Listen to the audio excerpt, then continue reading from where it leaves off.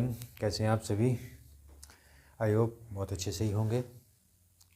और देखिए, हम लोगों ने अभी पीछे जो चैप्टर कंप्लीट किए थे, बाइनोमियल थ्योरम किया था। इसके बाद में अब हम लोग पहुंच रहे हैं धीरे धीरे स्ट्रेट लाइन पे, कोऑर्डिनेट ज्योमेट्री में। एंड इससे पीछे जो हम लोगों का चैप्टर था वो था सीक्वेंस एंड सीरीज़ के वीडियोस मैंने अपलोड कर दिए हैं। आप उसको देख सकते हैं, समझ सकते हैं। कोई दिक्कत हो तो कमेंट बॉक्स में बता सकते हैं। अब हम लोग आ रहे हैं स्ट्रेट लाइंस में। एनसीईआरटी का है, क्लास 11 है, चैप्टर 9 है, एक्सरसाइज 9.1 है। देखिए, स्ट्रेट लाइन के अंदर क्या करना है, सबसे पहले हमको उसके टर्म्स को समझ लेना चाहिए और उससे रिलेटेड जो भी क्वेश्चन में फिगर बन रहा है उसको बनाना चाहिए। उससे क्या होता है कि जो आप विजुअलाइजेशन करते हैं, इमेजिनेशन कर रहे हैं उस चीज़ को, कि माइंड में उसका फिगर बना रहे हैं, तो प्रॉब्लम होती है उसमें। तो आप उसको क्या करना है, कॉपी पे फिगर उसका बनाइए। जैसा भी स्ट्रेट लाइन है, पासिंग थ्रू 2 पॉइंट है तो 2 पॉइंट लाइन खींचिए, 2 पॉइंट दिखाइए। तो उससे क्या होगा कि कोई भी एग्जामिनर जो आपकी कॉपी देख रहा होगा या आप खुद भी देख रहे हैं तो आप उसको समझ लेंगे कि ये इस तरीके से है। अदरवाइज़ प्रॉब्लम होती है। तो इसमें जो टर्म्स हैं, जो कंडीशंस हैं, पहले हम उनको देखते हैं क्या है। सबसे पहले आता है डिस्टेंस बिटवीन 2 पॉइंट्स। ये आपने क्लास 9th 10th में कोऑर्डिनेट ज्योमेट्री थोड़ी सी आती है, तो उसमें आपने देखा अगर 2 पॉइंट P और Q है और मान लीजिए कि आपने इस टाइप से शो कर दिया, एक पॉइंट P है और एक पॉइंट Q है, उसके बीच में डिस्टेंस निकालनी है। तो फॉर्मूला आपको याद होगा, √x2 - x1 whole square plus y2 - y1 whole square. कहीं कहीं पर x1 - x2 y1 - y2 भी लिखा होता है, तो उससे कोई प्रॉब्लम नहीं, क्योंकि स्क्वायर है तो प्लस ही हो जाना है। अब देखिए, विजुअलाइजेशन करने से क्या होता है कि कोई भी आदमी यहाँ पे देख रहा है, आपने यहाँ पे शो कर दिया x1 y1 है और ये x2 y2 है, तो इसका बेनिफिट मिलता है। आमतौर पे बच्चे फिगर नहीं बनाते हैं, तो फिगर न बनाने से प्रॉब्लम ज़्यादा रहती है, मेरा जो मानना है। दूसरा पॉइंट था the coordinate of A point dividing the line segment joining the points x1 y1 and x2 y2 internally in the ratio. कोई पॉइंट है P जो लाइन AB को, जिसके कोऑर्डिनेट x1 y1 और x2 y2 हैं, उसको internally divide कर रहा है। इंटरनली का मतलब उसी लाइन पे डिवाइड कर रहा है। तो फार्मूला ये लगता है P mx2 + nx1 upon m + n। उसका जो रेशो है, सॉरी मैंने यहाँ लिखना, m/n है, तो ये m हो जाता है, ये n हो जाता है। आप यहाँ देखेंगे ध्यान से, तो mx2 + nx1 इस तरीके से मल्टीप्लाई चलता है। इसी तरह से my2 + ny1 upon m + n हो जाता है। तो ये विजुअलाइजेशन जो हमारे पास में, जो हम इमेजिनेट कर रहे थे, उसको विजुअलाइज कर रहे हैं, उसको हम देख रहे हैं। कोऑर्डिनेट ऑफ मिड पॉइंट निकालने के लिए m और n इक्वल हो जाएंगे। अगर आप m n इक्वल रखेंगे तो x1 + x2 upon 2, y1 + y2 upon 2, ये मिड पॉइंट का फार्मूला हो जाता है। फिगर आप ये दे सकते हैं, नहीं भी ज़रूरत है बना दीजिए, तो एग्जामिनर इम्प्रेस होता है इस चीज़ों से। एरिया ऑफ ट्रायंगल, आपको 3 पॉइंट दिए हुए हैं किसी ट्रायंगल के, तो फार्मूला है हाफ मॉड x, मॉड क्यों लगता है अभी बता रहे हैं, x1 × y2 - y3 plus x2 × y3 - y1 plus x3 × y1 - y2 modulus में। मॉडुलस इसलिए लगाते हैं कि हो सकता है ये कैलकुलेशन माइनस में भी आ सकता है। तो एरिया तो स्केलर क्वांटिटी है, तो वो पॉजिटिव ही रहना है, तो ये मॉड लगा देते हैं, तो हमें प्लस में आंसर उसका मिल जाएगा। ये आपका 9 10 तक का था ही का। स्लोप ऑफ लाइन, कोई लाइन है, उसका आपको स्लोप निकालना है। Theta is the inclination of a line L, then tan theta is called the slope और ग्रेडियंट ऑफ ए लाइन। अगर कोई भी लाइन है और उसका इंक्लिनेशन जैसे हमने ये लाइन दिखाई है, इसका इंक्लिनेशन ये α2 है, इसका α1 है। तो इस तरीके से कोई लाइन है जो एंटी क्लॉकवाइज है। ये फिगर इस टाइप से रहता है थोड़ा इसका। कोई भी लाइन है ये इस तरीके से angle anti clockwise x axis से एंगल लिया जाता है, तो इसको हम कहते हैं ग्रेडियंट या स्लोप। ये बहुत इंपॉर्टेंट टर्म है। कोऑर्डिनेट ज्योमेट्री अब तो खैर बहुत कम हो चुकी, लेकिन जितना ये स्ट्रेट लाइन में है उसमें ये टर्म बहुत इंपॉर्टेंट है। अगर ये नहीं मालूम रहेगा तो आपको बार बार परेशानी होगी। The slope of a line whose inclination is 90 degree is not defined. कोई लाइन है जिसका इंक्लिनेशन 90 डिग्री है एक्स एक्सिस से, मान लीजिए वो इस टाइप से दिखा दी गई लाइन कोई, और ये एंगल 90 है, तो उसका स्लोप नॉट डिफाइंड हो जाएगा। क्यों होगा, अभी उसका जवाब आपको मिल जाएगा। Slope of line m equal to tan theta. तो m equal to tan theta है और थीटा उसका एक्स एक्सिस से एंगल है। इस तरीके से ये यहाँ पे हम फिगर दोबारा इसमें शो कर रहे हैं, आप इसको देखिएगा, ये एंगल थीटा होता है। तो m equal to tan theta.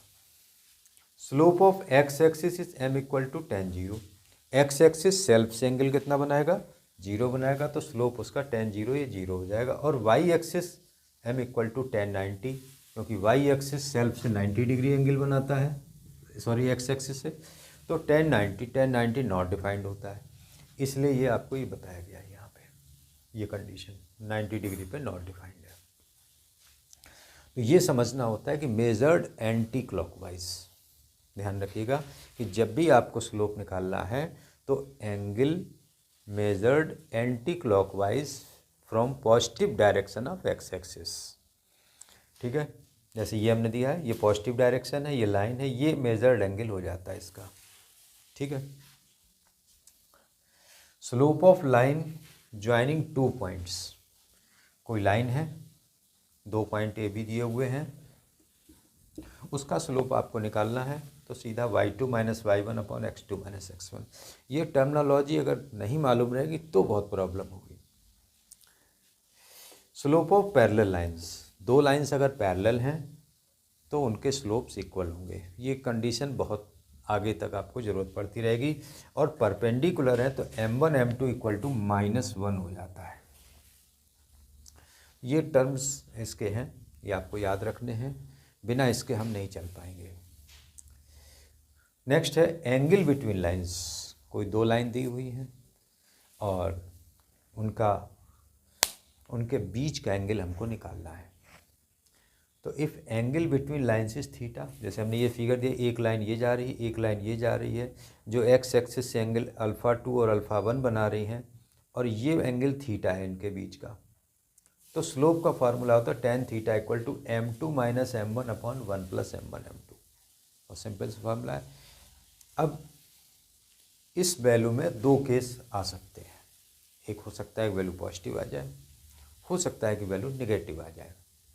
अगर वैल्यू पॉजिटिव आती है तो थीटा एक्यूट होगा, और दूसरा एंगल भी बनता है इसमें, ये फाई, क्योंकि ये जब लाइन क्रॉस करेंगी तो वहाँ पे वर्टिकली अपोजिट एंगल बनेंगे।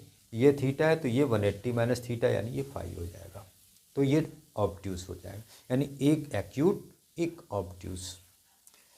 अगर m2 minus m1 upon 1 plus m1 m2 है, निगेटिव आता है, तो थीटा ऑब्ट्यूस होगा और ये एक्यूट हो जाएगा।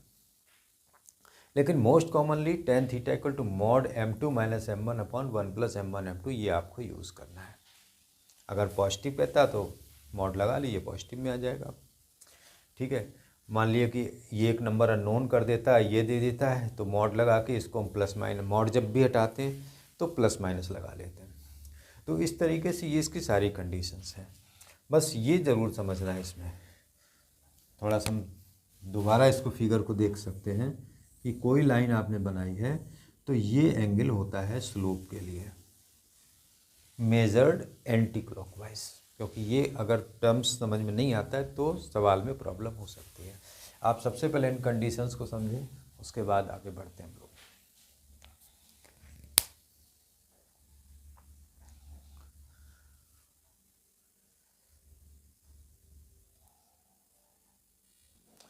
आइए एक्सरसाइज में चलते हैं।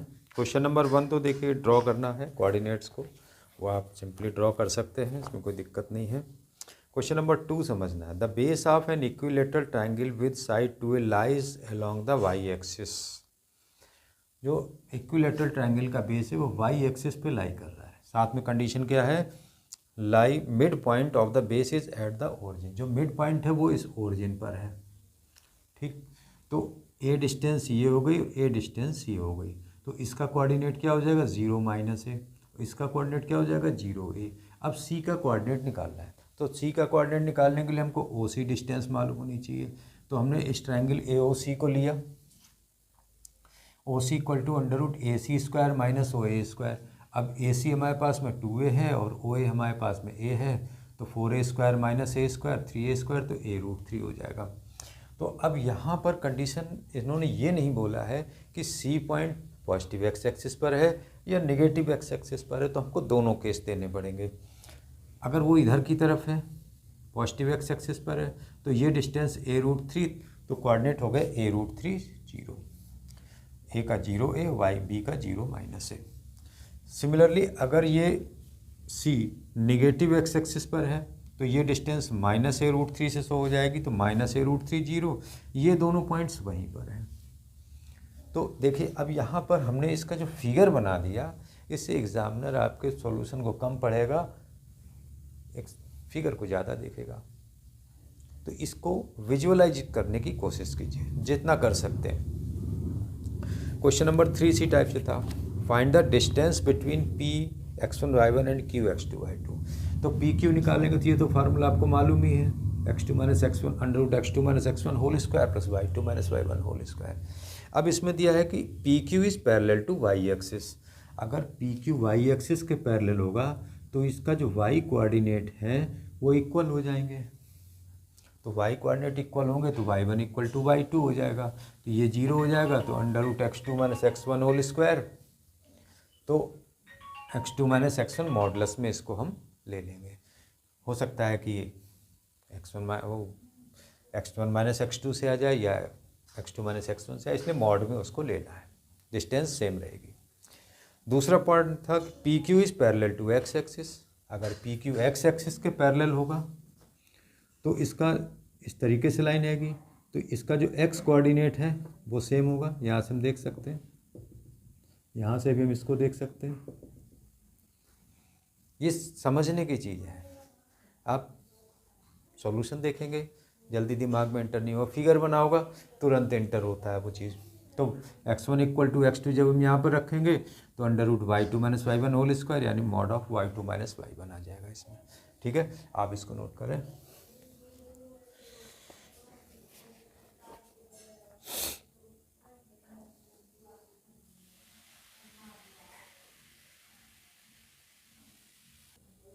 ये क्वेश्चन नंबर 4 देखते हैं इसका। Find A point on x axis which is equi distant from the point 7, 6 and 3, 4। तो देखिए फिगर इसका ये लिया, एक्स एक्सिस पर हमने एक पॉइंट A0 मान लिया। जो P और Q दो पॉइंट दिए हुए हैं इनसे इक्वल डिस्टेंस पर है, ये और ये आपस में इक्वल है।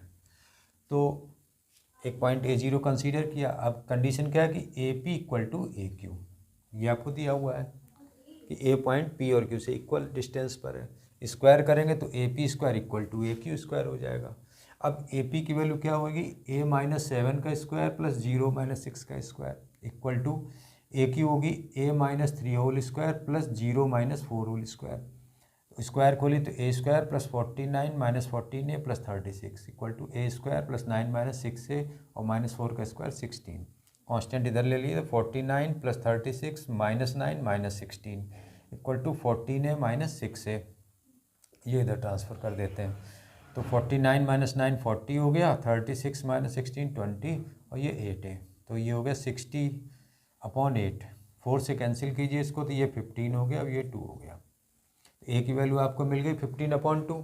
तो कोऑर्डिनेट क्या होगा इसके 15/2, 0। तो ये विजुअलाइजेशन बड़ा अच्छा रहता है, अगर कोशिश कीजिए उसको बनाने की। बहुत सी बुक्स में नहीं बनाते हैं उसको, लेकिन फिगर जितना आप बनाएंगे उतना आसान रहेगा।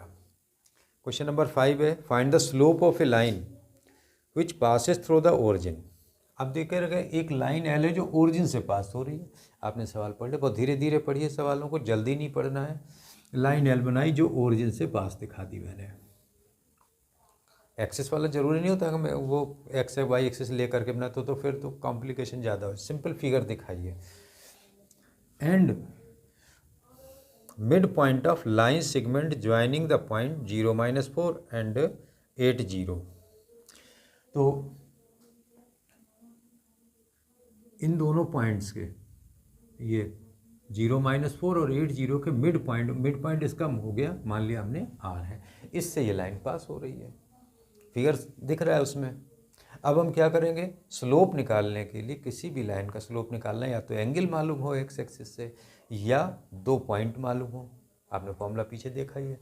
तो सबसे पहले हम इसका मिड पॉइंट निकालते हैं। तो 8 + 0/2 और 0-4/2, ये 4-2 आ गया। स्लोप ऑफ लाइन का फॉर्मूला आपने पढ़ा था y2 - y1 x2 - x1। अब ये 2 पॉइंट हो गए, एक ये हो गया और एक ये हो गया। तो -2 - 0/4 - 0 सिंप्लीफाई कर दीजिए, स्लोप आ जाएगा उसका। तो विजुअलाइजेशन के लिए फिगर ज़रूरी है आपको खुद को समझने के लिए, कि हम जब समझ लेंगे तभी तो हम उसको सॉल्यूशन दे पाएंगे। तो आप इसको नोट करें।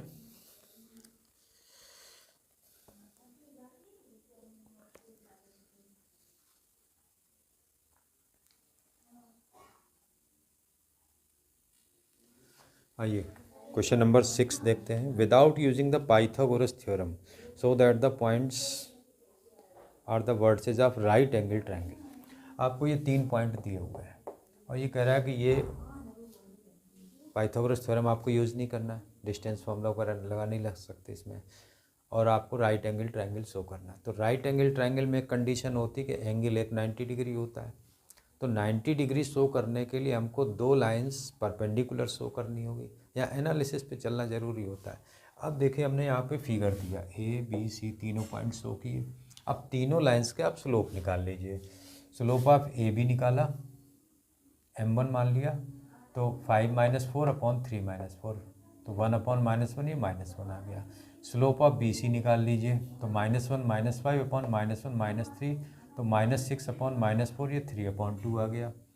Slope of A C m3 निकाल लीजिए, तो -1 - 4 और -1 - 4, तो -5/-5 ये 1 आ गया। ये 3 स्लोप आ गए आपके पास में। अब किन्हीं दो का प्रोडक्ट, क्योंकि परपेंडिकुलर की कंडीशन क्या है, m1 m2 = -1। तो अब देखते हैं कि हमको इसका दिख रहा था, तो -1 × 1, तो नाउ m1 × m3 निकाला, तो -1 × 1 किया तो -1 आ गया। ये याद रखिए कि परपेंडिकुलर की इससे अच्छी कंडीशन नहीं होती कोई भी। तो इसका मतलब क्या हो गया कि ए बी और ए सी ये परपेंडिकुलर है, यानी ए बी और ए सी ये परपेंडिकुलर, तो ये एंगल आपका 90 डिग्री हो गया। बात समझ में आ गई।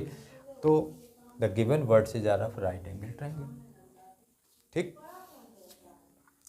इसी टाइप से आगे चलते हैं। क्वेश्चन नंबर 7 है, find the slope of line which makes an angle of 30 degree with positive direction of Y axis. ये लाइन है जो वाई एक्सिस से 30 डिग्री एंगल बना रही है, मेजर्ड एंटी क्लॉकवाइज, और आपको उसका स्लोप निकालना है। तो स्लोप निकालने के लिए ये 30 डिग्री है, तो ये एंगल कितना होगा, ये 90 है। तो आपको ये मालूम होगा कि जो एक्सटीरियर एंगल ऑफ ट्रायंगल है वो सामने के दो एंगल्स के सम के इक्वल होता है, या यहाँ से भी देख सकते हैं, ये 60 है तो ये 120 हो जाएगा। तो स्लोप ऑफ लाइन क्या हो जाएगा, tan 120। यही मैंने बताया था, पॉजिटिव डायरेक्शन से एंटी क्लॉकवाइज वो एंगल हम देखेंगे। 120 को 180 - 60 लिख सकते हैं, tan 180 - 60 - tan 60 मीन्स -√3, ये इसका स्लोप हो जाएगा। आप इसको नोट कीजिए।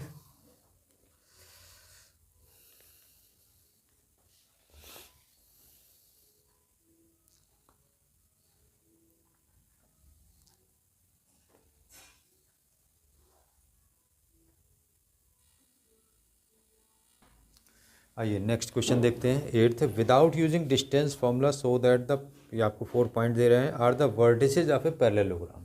तो पैरेललोग्राम शो करने की क्या कंडीशन है, पहले तो आप चारों लाइनों के स्लोप निकाल लीजिए, और आपने देखा होगा कि अगर दो पैरेलल लाइन इस तरीके से हों और इस तरीके से हों तो पैरेललोग्राम बन जाता है, यानी इस लाइन का स्लोप और इस लाइन का स्लोप बराबर हो और इस लाइन का उस लाइन का स्लोप बराबर हो।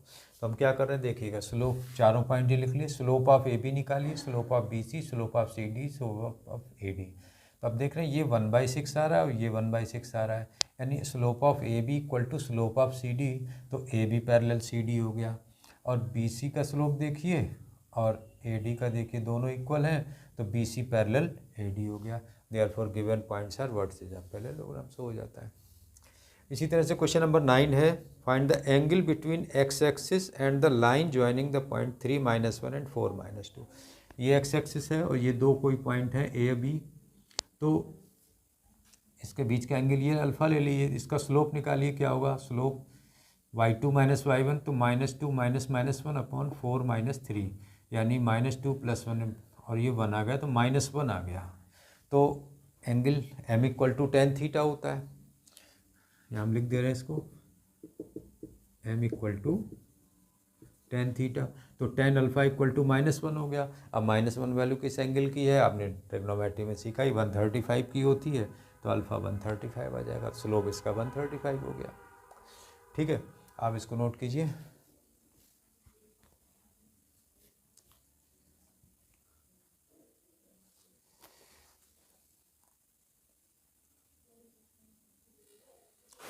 आइए क्वेश्चन नंबर 10 देखते हैं।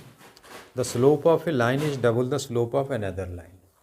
एक लाइन का अगर स्लोप हम m मान लें तो दूसरी लाइन का स्लोप 2m हो जाएगा। Angle between tangent of angle between them is 1/3। अगर हम लाइंस के बीच का एंगल अल्फ़ा ले लें तो tan अल्फ़ा 1/3 हो जाएगा। तो आपने फार्मूला पढ़ा था tan थीटा के लिए, mod of m2 - m1 upon 1 + m1 m2, जो हमने एंगल का फॉर्मूला लिया था। वैल्यू लगाइए 1/3 equal to m2 value 2m minus m upon 1 + 2m × m, तो 2m - m हो गया, ये 1 + 2m²। ठीक है, अब ये मॉड हटाएंगे तो इधर प्लस माइनस लगा लेंगे, ये ध्यान रखना है इसमें। तो प्लस माइनस अब पॉजिटिव ले लीजिए, तो 1/3 equal to m upon 1 + 2m²। Cross multiply करेंगे तो 1 + 2m² इक्वल टू 3m, तो 2m² - 3m + 1 इक्वल टू 0। इसके फैक्टर आपको आते ही है करना, तो m इक्वल टू 1 और 1/2 हो जाएगा। अब जब m की वैल्यू 1 होगी तो दूसरी लाइन का स्लोप 2m 2 हो जाएगा। अगर पहली लाइन का स्लोप m हम 1/2 लेंगे, m इक्वल टू 1/2, तो दूसरी लाइन का 2m इक्वल टू 2 × 1/2, ये 1 हो जाएगा। इसी तरीके से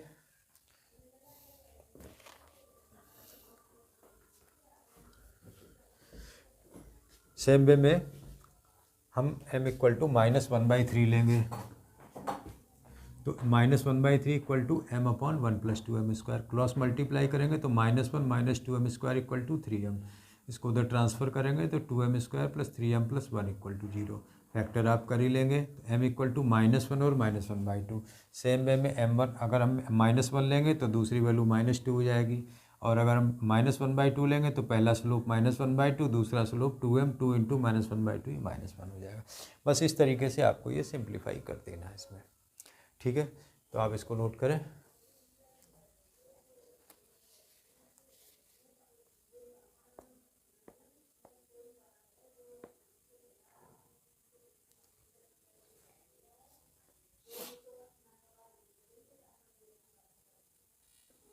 लास्ट क्वेश्चन है, इसमें कुछ खास नहीं था। A line passes through 2 points x1 y1 and hk। ये x1 y1 और hk से पास हो रही है, and slope of line is m। इस लाइन का स्लोप m है, तो m equal to y2 - y1 upon x2 - x1 लगा दीजिए, तो k - y1 upon h - x1, cross multiply कर दिए, बस इसे हो जाता। तो ये कोई खास क्वेश्चन नहीं है, इसको ज़रूरत भी नहीं है आपको लगाने की, बाकी आप इसके एग्जाम्पल्स लगा लें। देखिए कोऑर्डिनेट ज्योमेट्री में प्रैक्टिस थोड़ी करनी पड़ेगी आपको, एक बार कायदे से समझ लें, उसके बाद इस एक्सरसाइज को लगाएं, तभी आप आसानी से इसको कर सकते हैं, याद रह सकती है आपको। देखिए कोऑर्डिनेट जब हम लोग पढ़ते थे तो हम लोगों के में तो पूरी एक बुक चलती थी, कोऑर्डिनेट ज्योमेट्री बहुत ज़्यादा वाइड थी। अब तो कुछ नहीं रहा, केवल आपके पास तो पूरी एक ही बुक है, केवल सब कुछ उसी में है। तो जितना भी है, जो मैंने कंडीशन समझाई, पहले आप उस पर गौर कीजिएगा, उसको एक बार 2 बार पढ़ लेंगे तो कंडीशन जब आपको रनिंग हो जाएंगी, तो आप एक्सरसाइज में आप आ जाइएगा। दूसरी बात, आपको ये कंडीशंस भूलनी नहीं है, क्योंकि ये अगले वाले टॉपिक में यूज़ होंगी सारी चीज़ें, कि हम भूल जाएं अगले में नहीं यूज़ होगा। जब तक आप ये स्ट्रेट लाइन कवर करेंगे तब तक ये सारी टर्मिनोलॉजी आपके काम आएगी। इसमें 4 एक्सरसाइज हैं, 3 एक्सरसाइज हैं, 1 मिसलेनियस है। तो इसके बाद हम लोग नेक्स्ट एक्सरसाइज पे आएंगे। आप इस एक्सरसाइज को बहुत अच्छे से कर लीजिए, कोशिश कीजिए कि सारी कंडीशंस आपको दिमाग में, कोई ख़ास नहीं है। पैरेलल लाइंस की कंडीशंस क्या है, परपेंडिकुलर लाइन की कंडीशन क्या है, स्लोप ऑफ लाइन का क्या फार्मूला है, एंगल बिटवीन लाइंस के लिए क्या फार्मूला है, बस। और उसको ये नहीं कि हम फार्मूला रटे रहें, फार्मूला समझा हुआ होना चाहिए कि कब हमको कैसे यूज़ करना होता है। तो मेरा जो कहना है, आप स्ट्रेट लाइन में जो कुछ थ्योरी में दिया हुआ है, और ध्यान समझिएगा मेरी बात को, कि जो थ्योरी में दिया हुआ है आपकी बुक में, आप उसको एक बार ज़रूर पढ़िएगा, 1 बार 2 बार। जो पहले आप इसको देख लीजिए, फिर आप उसको पढ़ लीजिए, आपको सब कुछ समझ में आ जाएगा। आप एक्सरसाइज को करना आपके लिए बिल्कुल बाएं हाथ का खेल हो जाएगा। रटनी नहीं पड़ती हैं चीज़ें। आप सीधे सीधे फार्मूला, किसी ने कह दिया पैरेलल लाइंस m1 = m2, अब आप समझ ही नहीं रहे m1 क्या है m2 क्या है। तो आप शुरू से थ्योरी पढ़ लीजिए, आपके दिमाग में सारी चीज़ें रनिंग स्टेबल हो जाएंगी। फिर आप एक्सरसाइज लगाइए, देखिए आपको कितना इंटरेस्ट आएगा। और मैथ तभी अच्छी लगती है जब उसमें आपको समझ में आ जाए, तभी इंटरेस्ट क्रिएट होता है, अदरवाइज़ नहीं होता। तब बच्चे कहते हैं मैथ तो बहुत बोरिंग है। अब कुछ क्या कर देते हैं, सीधे 2-3 फार्मूले लिखे और सीधे exercise, question number 1, question number 2, 3, 4, बच्चे भी खुश, फटाफट नोट करते जा रहे हैं। मेरी तो एक्सरसाइज हो गई। लेकिन जब वो रिवीजन करने बैठते हैं तब वो सब गायब मिलती है। फिर कहते हैं अब क्या करें। तो मेरी इस बात को मानिएगा, आप कभी भी कोई भी चैप्टर पढ़ें उसकी थ्योरी ज़रूर पढ़ लें। देखिए टीचर तो जो स्कूल में बोलते हैं या क्लास में बोलते हैं, केवल सफिशिएंट मैटर बोलते हैं, डीपली नहीं बात करते हैं, तब आपको प्रॉब्लम होती है। तो इसलिए मेरा जो कहना है, वीडियो ज़्यादा बड़ी हो जाएगी अगर हम डिस्कशन में चले जाएंगे। तो बेसिकली बस आप ये समझ लीजिए कि आपको थ्योरी पढ़नी, कोऑर्डिनेट ज्योमेट्री में थ्योरी ज़रूर पढ़ लीजिएगा, आपको बहुत अच्छा लगेगा। फिर आप एक्सरसाइज लगाएंगे तो कहेंगे अब मुझे सवाल समझ में आ रहे हैं। तो ठीक है, आप इसको कंप्लीट कीजिए। और again request to all of you, मेरे चैनल को सब्सक्राइब कीजिए, लाइक कीजिए, शेयर कीजिए, बेल आइकन दबाइए और दोस्तों में शेयर कीजिए। आप भी बढ़ें, हम भी बढ़ें, दोनों लोग हाथ में हाथ मिला के चलते हैं। मिलते हैं नेक्स्ट वीडियो में। Thanks for watching.